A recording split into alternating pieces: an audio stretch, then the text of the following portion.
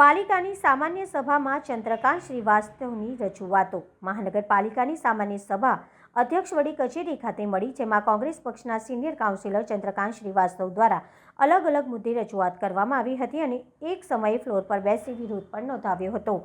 આજની સભામાં તેઓ દ્વારા ખાસ કરીને વડોદરા મહાનગરપાલિકામાં ચીફ ફાયર ઓફિસરની ભરતી બાબતે દરખાસ્ત આવી હતી તે મુદ્દે વિરોધ નોંધાવ્યો હતો અને ધારાધોરણ વગર દરખાસ્ત ચડાવવામાં આવી હોવાના આક્ષેપ કર્યા હતા। સાથે સંજયનગર ઝૂંપડપટ્ટી તોડવામાં આવી તે બાદ મકાન ધારકોને ભાડા પેટે જે રકમ નક્કી થઈ હતી તે પણ ચૂકવવામાં નથી આવતી અને જ્યાં હજુ કોઈ સ્કીમ બની નથી આ બાબતની રજૂઆત પણ કરી હતી। સાથે આ લોકોને તેઓની રકમ ચૂકવવામાં આવે તેવી માંગ પણ કરી હતી। સાથે આજવા ખાતે અતાપીનો મુદ્દો પણ તેઓએ ઉઠાવ્યો હતો। સાથે ટીપીમાં જમીન કપાત મુદ્દે ભ્રષ્ટાચાર થયો હોવાના પુરાવા સાથે રજૂઆત કરી હતી। અમારા બે ત્રણ મુદ્દા હતા। એક મુદ્દો હતો સંજયનગરનો। સંજયનગરનું ટાઈમ લિમિટ પૂરી થઈ ગઈ। સંજયનગરની અંદર પેલા લાભાર્થીઓ જેમને આજથી 6-7 વર્ષ પહેલાં 2016-17માં એમને કીધેલું કે ભાઈ તમને 18 મહિનામાં ઘર મળી જશે। એક આશા અને અપેક્ષા લોકોને એવું હોય કે ચાલો આપણે ઘર જતું કરીએ પણ આપણને એક પાકું ઘર મળશે ને પોતાનું મળશે, ભલે પૈસા ભરવાના। બે બાજુ નુકસાન। એક ઘર તૂટી ગયું એ, બીજું બીજાના ઘરમાં 2000 રૂપિયામાં મળે નહીં। કોઈ જગ્યા વડોદરામાં 3-3, 4-4 હજાર એટલે ઘરના 1000 રૂપિયા ગુમાવવાના। તોય છતાં લોકોને આશા અને અપેક્ષાથી લોકો ખાલી કરી ગયા। જે પરમિશન, જે લોકો બાંધકામ પરમિશનમાં છે અને જે લોકોને ખબર છે કે આ જમીન કોર્પોરેશનની છે, એને શું જોયું કે પાછળથી આ ભિક્ષુકની જગ્યા નીકળી અને પછી તમે સ્ટે લઈ આવ્યા। સ્ટે લાવ્યા પછી જે મૂળ ટેન્ડર લેનારો હતો એના પર્સન્ટેજ ચેન્જ થઈ ગયા, કોઈ બીજો વ્યક્તિ આવી ગયો અને પછી કામ શરૂ કર્યું। બહુ કૂદતા હતા, હવે મળી જશે ઘર, આમ થઈ જશે। સાહેબ 2000 રૂપિયા ભાવનું જમીન હતી તે વખતે, આજે 6000 રૂપિયા છે। તમારે ખાલી ઘર બનાવવાનું હતું 80-90 હજાર સ્ક્વેર ફીટમાં, બાકી 10 લાખ હજાર સ્ક્વેર ફીટ જગ્યા તમને મળતી હતી। કરોડો રૂપિયાની જગ્યા। તમે લોકોએ જગ્યાની વાત તો છોડી દો, અત્યાર સુધી 22% કે 23% કામ થયેલું છે। એનો મતલબ ગરીબોને ઘર આપવામાં નથી માંગતા। એનો મતલબ એ છે કે ગરીબો જોડે ચીટિંગ કરો છો। 11 કરોડ રૂપિયા હજુ બાકી છે। એનો મતલબ 2-3 વર્ષથી તમે પૈસા ગરીબોને નથી આપતા।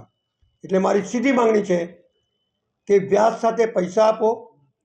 તમે કામ નથી કર્યું, બ્લેકલિસ્ટ કરો અને એના ખર્ચને જોખમે બીજાને કામ આપો જેથી ગરીબોને ઘર મળે। આ મારી એક વાત હતી। બીજી વાત હતી અદાપીની। સાહેબ કોઈ પણ આઈએસ ઓફિસર અથવા કોઈ બી વ્યક્તિ કોર્પોરેશનની થતી આવકને નુકસાન ના કરી શકે। જે વખતે અતાપી બનાવ્યું અને જ્યારે અમે તો અતાપીને આપ્યું જ નથી, અમે તો જીએસએફસીને આપ્યું છે। જીએસએફસીથી ટુરિઝમને ગયું, ટુરિઝમનેથી સીધી બારોબાર અધિકારી, કમિશનર, ત્રીજી પાર્ટીને, એટલે એ પાર્ટીનું નામ શું છે, પેલા અતાપીવાળા, એમની જોડે થર્ડ પાર્ટી એગ્રીમેન્ટ કરે છે। જ્યારે અમે છોડ્યું ત્યારે 5 રૂપિયા 10 રૂપિયા અંદર જવાનાને સ્ટેન્ડના લેતા હતા। એની 75 લાખની આવક હતી। આ ભાઈએ 25 લાખમાં આપી દીધું। એની સાથે સાથે એમને રૂમો બનાવ્યા, હોટલ બનાવી, પાર્ટી પ્લોટ બનાવ્યા। આ બધી આવક ઊભી કરી અને આ લોકો તમાશા જોતા હતા। આ સભાની અંદર મેં 5-10 વખત રજૂઆત કરી છે કે ભાઈ આ વાપસ લઈ લો, નથી લેતા। એક બ્રિજ તોડ્યું છે એને, ત્રિમાસિક સ્ટેટમેન્ટ આપવાનું નથી આપ્યું। ઓડિટ કરાવવાનું નથી કર્યું। સેફ્ટીના પોઈન્ટ રાખવા નથી રાખ્યા। એડિશનલ ઓડિટર નહીં રાખ્યું। આ પહેલી વખત હું નીચે બેઠો છું, પહેલી વખત મેં રજૂઆત કરી છે। આનો મતલબ એ થયો કે મારી કોર્ટમાં જવાની તૈયારી સાથે હું આગળ વધી રહ્યો છું। ત્રીજી વાત, ટીપીની અંદર જયંતિ પંચાલ દરેક જમીનની અંદર એના 2%, 5%, 10%, 20%, 30% જમીન કાપો છો।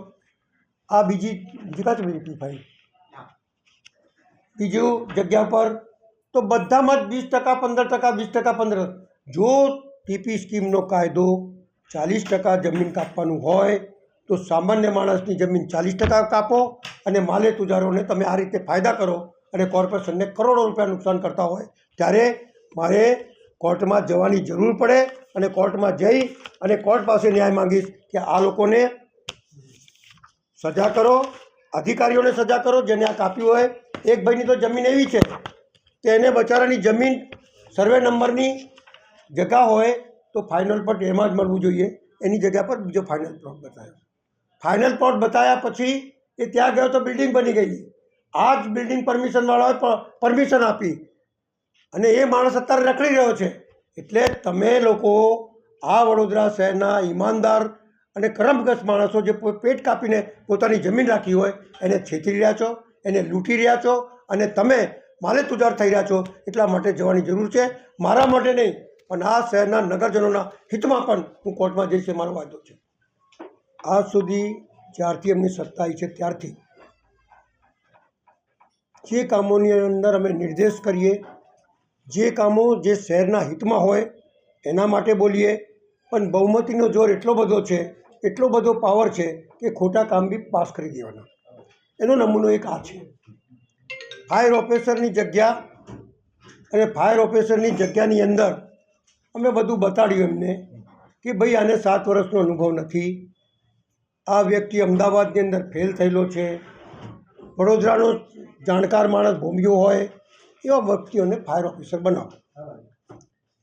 પણ જેવું જ અમે બોલીએ છીએ એવા સામે ઊભા થઈ જાય છે.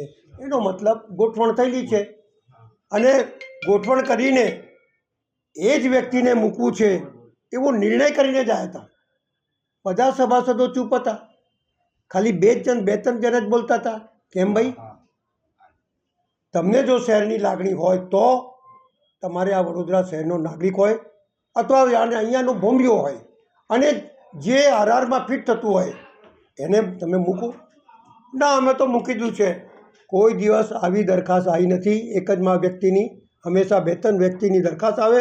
એમાંથી તમારે ચોઈસ કરવાનું, તમારે પૂછવાનું, લોકોને પૂછવા દેવાનું. એટલી તો શું ઉતાવળ છે કે તરત જ તમે પાસ કરી દો?